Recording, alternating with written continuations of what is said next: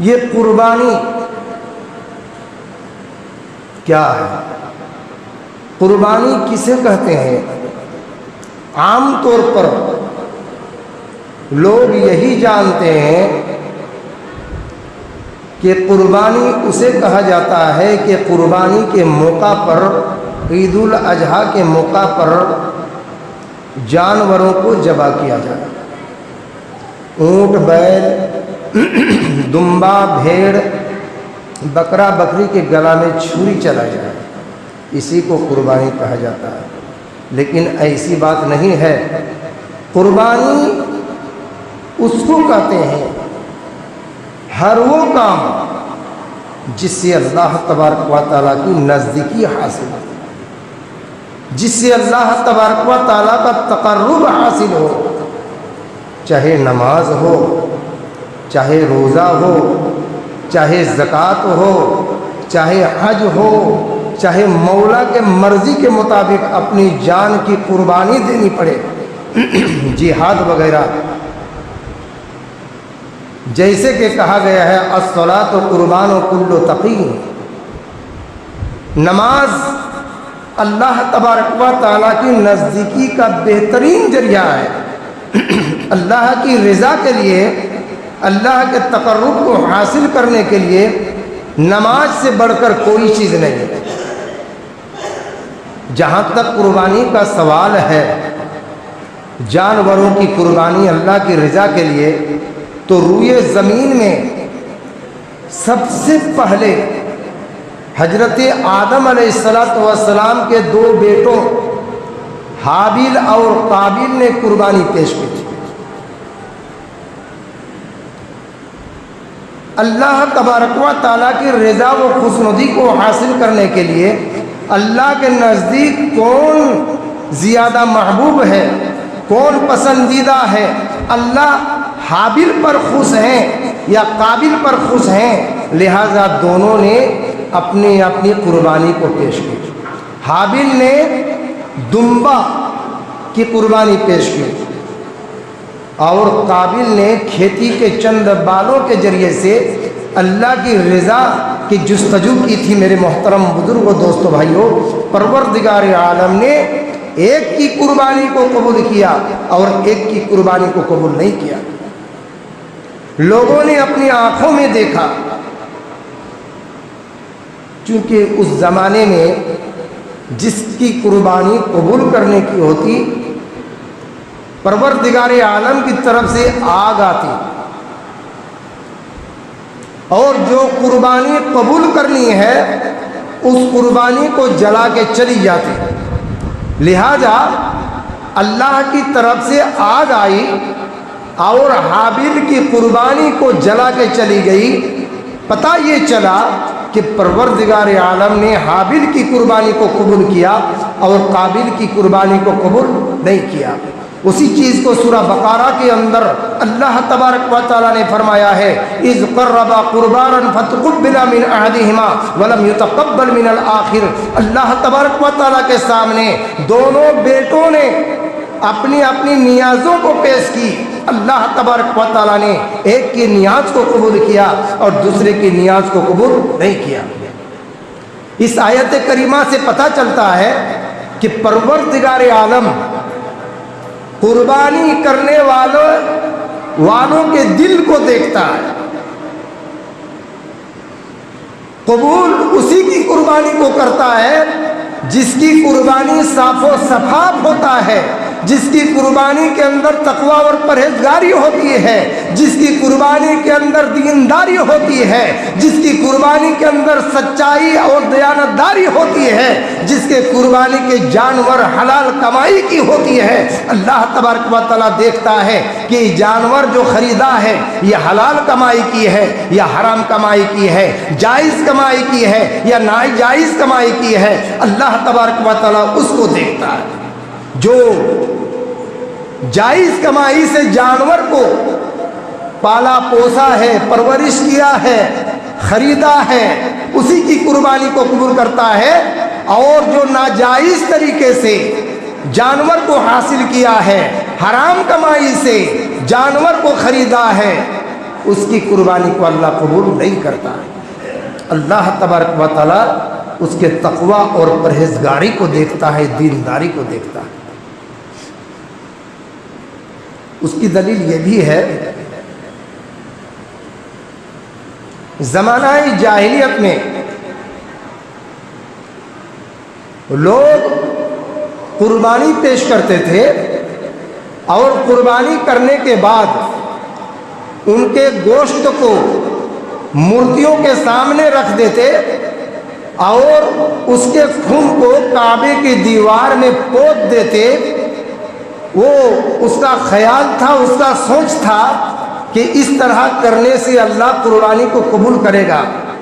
پروردگار عالم نے فرمایا لن ینال اللہ لحومها ولا دماؤها ولکن ینالہ التقوی منکم۔ اللہ تبارک و تعالیٰ نے فرمایا ہے کہ جو تم قربانی پیش کرتے ہو، اللہ تبارک و تعالیٰ کے یہاں نہ تمہارے قربانی کا جانور کا گوشت پہنچتا ہے اور نہ اس کا خون پہنچتا ہے، بلکہ تمہاری پرہیزگاری، دینداری، تقوی اور پرہیزگاری پہنچتا ہے۔ میرے دوستوں اور بھائیوں، پتہ یہ چلا کہ اللہ تبارک و تعالیٰ اسی کی قربانی کو قبول کرتا ہے جس کے دل میں تقوی ہے، پرہیزگاری ہے، دینداری ہے، سچائی ہے، جو پرہیزگار اور دیندار ہے۔ اسی لیے اللہ تبارک و تعالیٰ نے فرمایا ہے انا اعطیناک الکوثر فصل لربک وانحر ان شانئک ھو الابتر۔ اللہ تبارک و تعالیٰ نے فرمایا ہے کہ ہم نے آپ کو کوثر دیا ہے، بس اپنے رب کے لیے نماز پڑھیے اور قربانی کیجیے۔ یہاں قربانی سے پہلے اللہ تبارک و تعالیٰ نے نماز کا ذکر کیا ہے کہ آپ کو پسند اس وقت کرے گا اللہ تبارک و تعالیٰ جب آپ نماز پڑھیں گے۔ نماز کے بغیر آپ کی قربانی قابل قبول نہیں ہے۔ فصل لربک وانحر۔ میرے محترم بزرگوں، دوستوں اور بھائیوں، اس سے بھی پتہ چلتا ہے کہ قربانی سے پہلے دل کے اندر اخلاص ہونا چاہیے، خلوصیت ہونا چاہیے، للہیت ہونا چاہیے۔ بہرحال یہ قربانی ہر قوم و ملت میں پایا جاتا ہے۔ وَلِكُلِّ أُمَّةٍ جَعَلْنَا مَنْسَكًا۔ اللہ تبارک و تعالیٰ نے فرمایا ہے کہ ہم نے ہر قوم و ملت کے لیے قربانی مقرر کر دی ہے۔ توریت سے پتہ چلتا ہے کہ حضرت یعقوب علیہ السلام اور حضرت موسیٰ علیہ السلام اپنے دور میں، اپنے زمانہ میں جانوروں کی قربانی پیش کیا کرتے تھے۔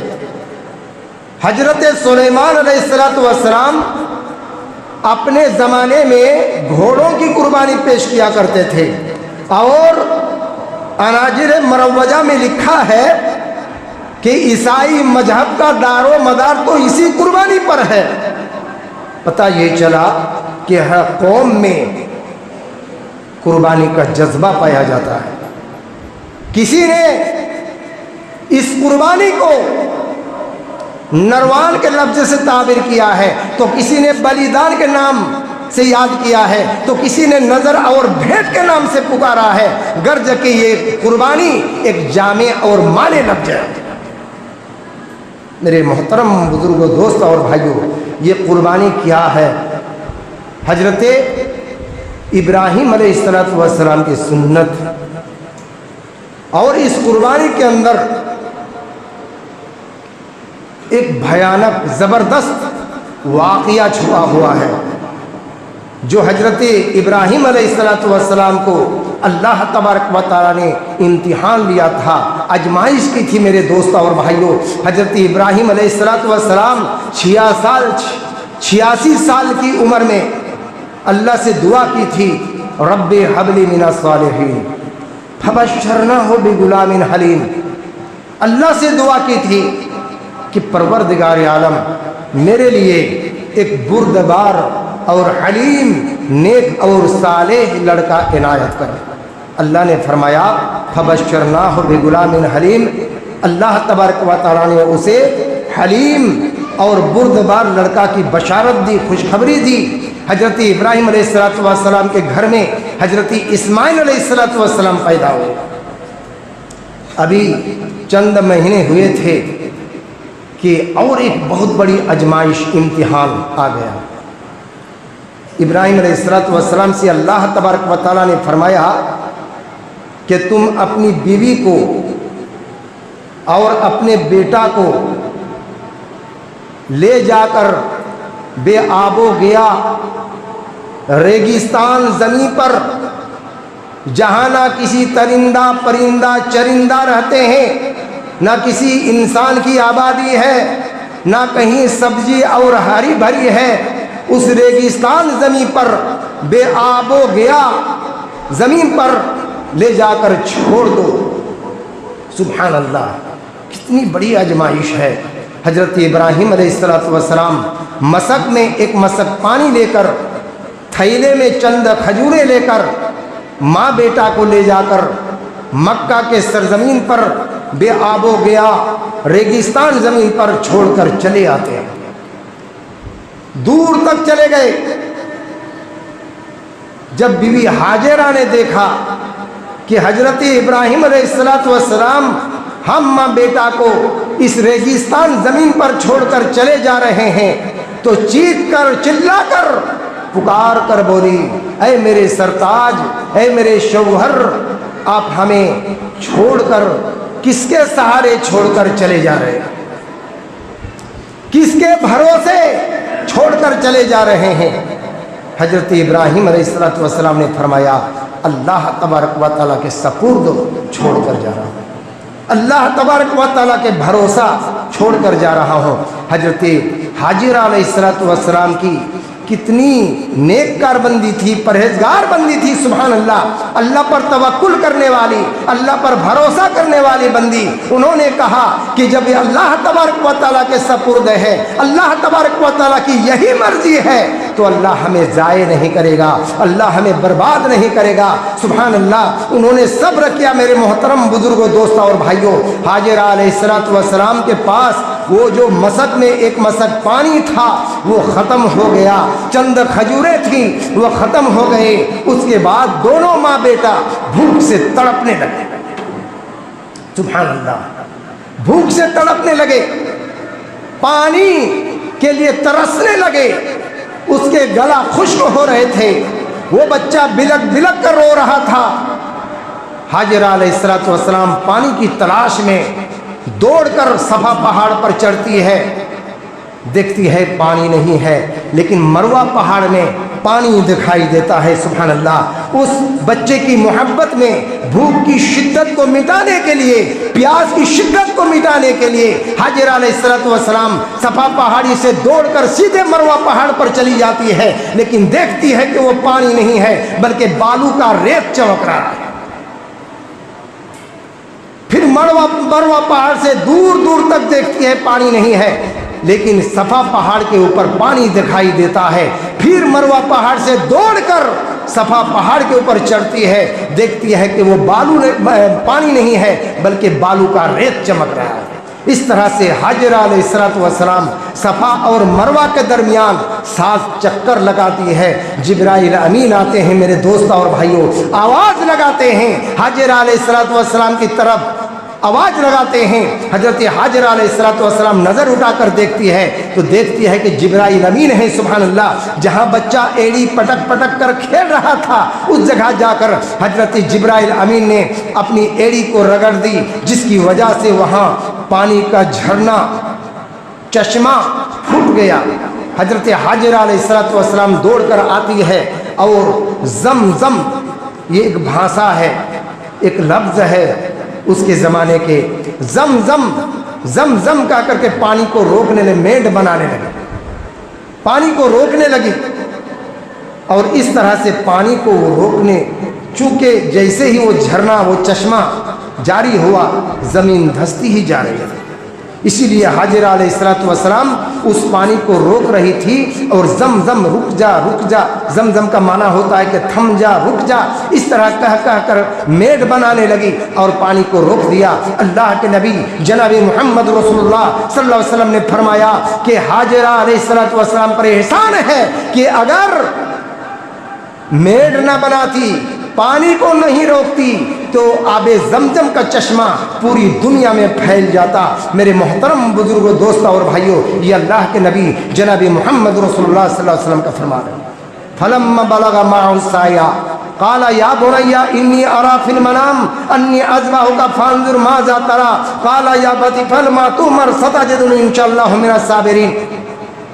जब बच्चा की उम्र 13 साल हो गई, सबसे बड़ी आजमाइश, सबसे बड़ा इम्तिहान, सुभान अल्लाह, अल्लाह तबारक व तआला का अल्लाह का हुक्म होता है, ख्वाब देखते हैं कि वो अपने बेटे को के गला में छुरी चला रहे हैं, कुर्बानी दे रहे हैं।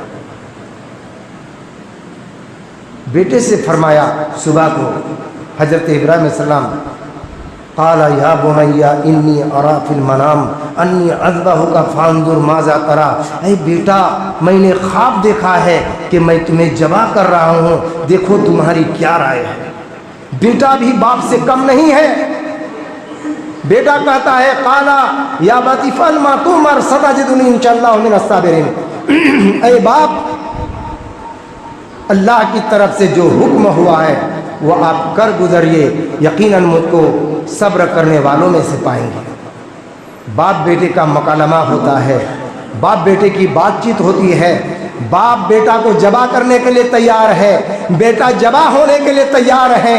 दोनों बाप बेटा सज धज कर घर से निकल जाते हैं। मेरे दोस्तों और भाइयों, शैतान वरगलाता है हाजिरा अलैहिस्सलाम के पास। पता है इब्राहिम ने इस्माइल को कहाँ ले गया है? कहीं मेहमान बनाने के लिए बना कर ले गया है। कहा कि मेहमान नहीं, उसको कुर्बानी देने के लिए ले गया है, जबा करने के लिए ले गया है। कहा कि ऐ बुढ़े, कैसी अकल के खिलाफ बात करते हो? ऐसा कभी हुआ है कि बाप ने बेटे को जबा किया है?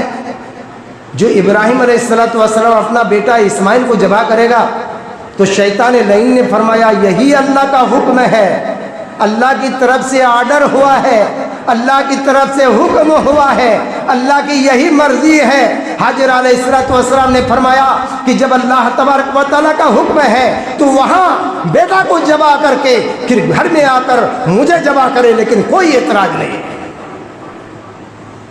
वहाँ से शैतान लईन भाग निकला, जलीलो खार होकर इस्माइल अलैहिस्सलाम के पास कहता है कि इस्माइल, क्या तुझे पता है तुम्हारा बाप तुझे कहाँ ले जा रहा है?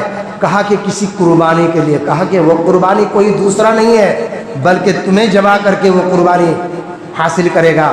फरमाया कि ए बुढ़े, बाप बेटे को जबा नहीं करते। कहा कि अल्लाह का हुक्म यही है। बेटा कहता है कि जब अल्लाह तबारक व तआला की मर्जी है, अल्लाह का यही हुक्म है, तो जहे नसीब अल्लाह इस कुर्बानी को कबूल करे। वहाँ से भी जलील होकर भागता है हजरत इब्राहिम अलैहिस्सलाम के पास। हजरत इब्राहिम अलैहिस्सलाम से कहता है ये शैतान लईन कि इब्राहिम अलैहिस्सलाम, आप अच्छे शैतान के वसवसे में मुब्तला हो, शैतान के फेरे में पड़ गए हो, बेकसूर बेगुनाह बच्चा को नाहक कत्ल करने जा रहे हो। कहा कि ऐ शैतान लईन, ऐ मरदूद शैतान, भाग यहाँ से। जब इब्राहिम अलैहिस्सलाम से नहीं सका तो जुमराए ऊला के पास देव के शक्ल में रास्ता रोक कर खड़ा होगा। कहा कि कैसे पार होते हो? देखते हैं। अल्लाह की तरफ से फरिश्ते आते हैं और इब्राहिम अलैहिस्सलाम से कहते हैं कि इब्राहिम अलैहिस्सलाम 7 कंकरियाँ लीजिए और लेने के बाद तकबीर लगाइए, अल्लाहु अकबर का नारा लगाइए और उस शैतान की तरफ मारिए। हजरत इब्राहिम अलैहिस्सलाम 7 कंकरियाँ चूमते हैं, अल्लाहु अकबर का नारा लगाकर शैतान की तरफ मारते हैं। वो शैतान ज़मीन पर धंस जाता है। आगे निकलते हैं, जुमराए ऊला जुमराए उस्ता में पहुंचते हैं तो वहाँ भी शैतान रोक कर खड़ा हो जाता है। वहाँ भी 7 कंकरियाँ मारा जाता है। फिर जुमराए उक़बा पहुँचते हैं, वहाँ भी शैतान देव के शक्ल में रास्ता रोक कर खड़ा हो जाता है। वहाँ भी शैतान को 7 कंकरियाँ मारा जाता है। फिर मैदान मिना पर पहुँचते हैं। सुभान अल्लाह, बाप बेटे अजीब व गरीब इम्तिहान में खड़े हैं। सुभान अल्लाह, बाप बेटा को कत्ल करने के लिए, बेटा जबा होने के लिए तैयार हैं। बेटा बाप से कहता है कि अब्बू जान, आप अपने آنکھوں پر پٹی باندھ لیجئے، ہو سکے ذبح کرتے سمے محبت پیدری غالب نہ آ جائے، باپ کی محبت غالب آ جائے گی تو ہو سکے آپ کا ہاتھ کانپنے لگے گا، اس لیے ابو جان آپ اپنی آنکھوں پر پٹی باندھ لیجئے، میرے پیر اور ہاتھ کو باندھ دیجئے، چھری چلنے کے بعد ہو سکے ہاتھ پیر میں چھینٹوں تو باپ پر لگ جائے۔ سبحان اللہ، بیٹے کو باندھ دیتا ہے، باپ اپنی آنکھوں پر پٹی باندھ لیتا ہے اور بیٹے کو منہ کے بل زمین پر لٹاتا ہے اور چھری چلانے کی کوشش کرتی ہے۔ اللہ تبارک و تعالیٰ نے چھری کو خبردار کر دیا ہے کہ اے چھری خبردار چلنا نہیں۔ حضرت ابراہیم علیہ السلام کافی کوشش کر رہے ہیں بیٹے کے گلا میں چھری چلانے کے لیے، اللہ اکبر، پوری دنیا ٹک ٹکی نگاہ سے دیکھ رہی ہے، عجیب و غریب منظر ہے۔ ادھر جبرائیل امین جنت سے ایک دمبا لے کر آتا ہے، اللہ تبارک و تعالیٰ کے حکم سے بیٹے کو جگہ سے کھینچ لیتا ہے اور اس کی جگہ پر دمبے کو رکھ دیتا ہے۔ جب کافی کوشش کے بعد چھری چلتی ہے اور اپنی پٹی کو کھولتے ہیں تو دیکھتا ہے کہ بغل میں بیٹا صحیح سلامت ہے، اسماعیل علیہ السلام صحیح سلامت ہے اور اس کی جگہ پر دمبا کے گلا میں چھری چلی۔ میرے محترم، یہ ہے تاریخ، یہ ہے اتہاس۔ اللہ تبارک و تعالیٰ نے حضرت ابراہیم علیہ السلام کو ہر موڑ پر امتحان لیا، لیکن حضرت ابراہیم علیہ السلام ہر امتحان میں 100 کا 100 نمبر لایا۔ میرے محترم بزرگوں، دوستوں اور بھائیوں، اللہ تبارک و تعالیٰ کو یہ فعل، یہ کام اتنا پسند آیا کہ آج بھی اسلام کے ارکان میں سے ایک رکن ہے حج۔ جو بندہ حج کرنے جاتے ہیں وہاں حج کے ارکان میں سے اس کو شامل کر لیا ہے۔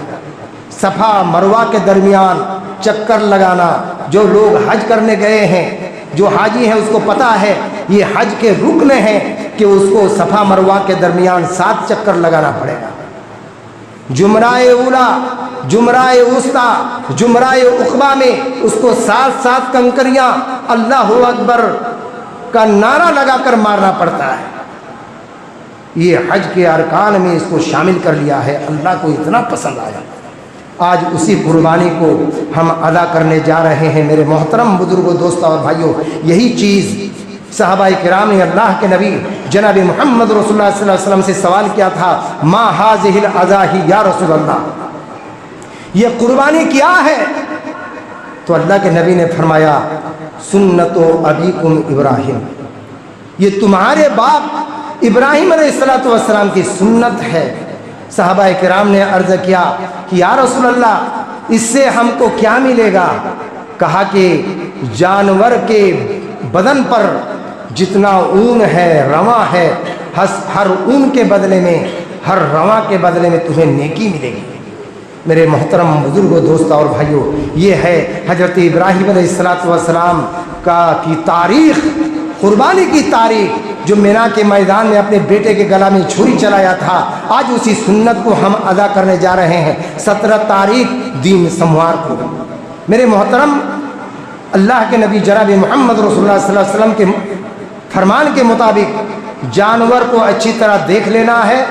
جانور کمزور اور لاغر نہیں ہونا چاہیے، جانور عیب دار نہیں ہونا چاہیے، لنگڑا، لولہا، کانا، کان کٹا، سینگ ٹوٹا نہیں ہونا چاہیے، خوبصورت جانور ہونا چاہیے۔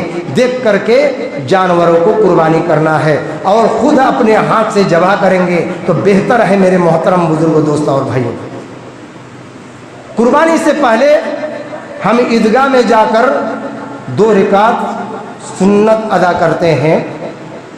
میں برہیٹ سے متعلق میں کچھ باتیں بیان کرنا چاہتا ہوں، چونکہ عیدگاہ کمیٹی کا وہی اعلان ہے۔